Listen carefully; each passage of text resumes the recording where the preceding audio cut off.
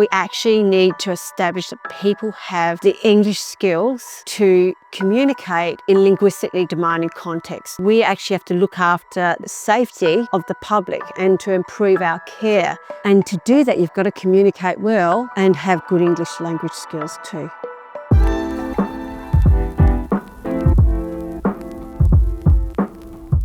We conducted this research by looking at the standards in Australia, USA, UK, Canada, New Zealand and Ireland, because they're English medium countries and they're actually destination countries for international students and people are migrating for professional registration. We also looked at the university requirements to enter in the courses that actually led to professions such as education, law, medicine, nursing, psychology and social work. And we gathered the top 1,000 university entry scores and we put it into a massive database. We used IELTS as the benchmark score. So one of the significant findings from our study was that there were actually major inconsistencies for English proficiency requirements for entry into universities for the same course.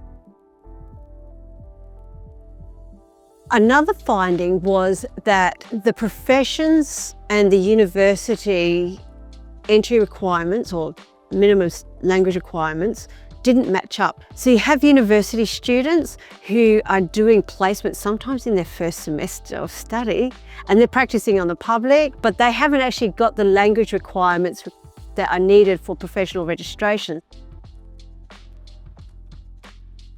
Higher ranked universities also tended to have higher English language requirements, but they still fell short of the test maker recommendations.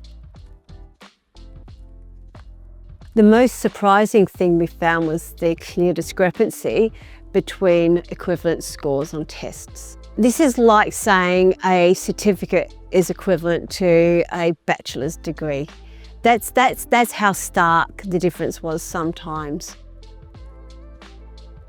For professionals, they're relying on English language testing to ensure that the people who are going to be working with the public have sufficient language skills to interact and to receive the information and to be able to give information to teams and documentation and the sort of things that professionals do.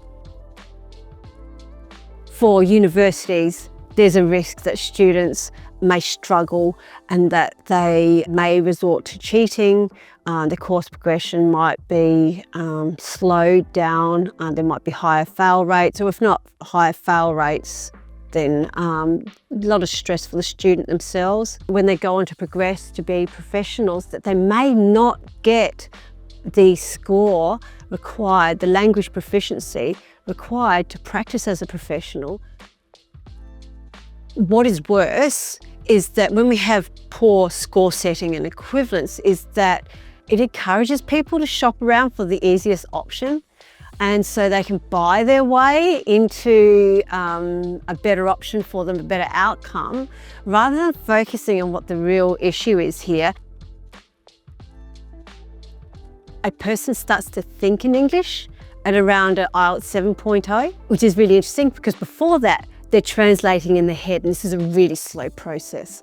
So they're dealing with the public, translating in their heads and trying to provide complex patient care or deal with a complex legal case or manage a classroom.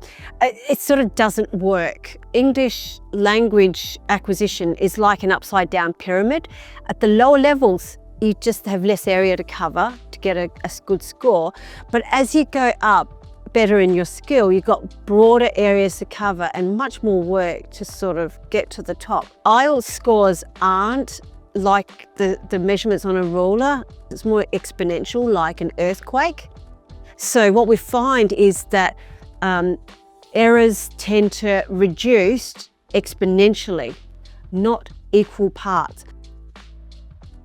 Our advice from not only this study, but from previous research I've done, is for universities to involve experts when setting test scores.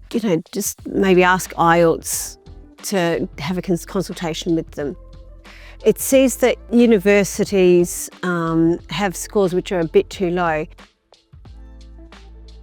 Our advice to professional bodies is to set appropriate scores on the different tests and just revisit what score requirements you have at the moment. Ideally, professional bodies who are overseeing professions with linguistically demanding situations and contexts should explore IELTS 7.5 because that's what the test makers recommend.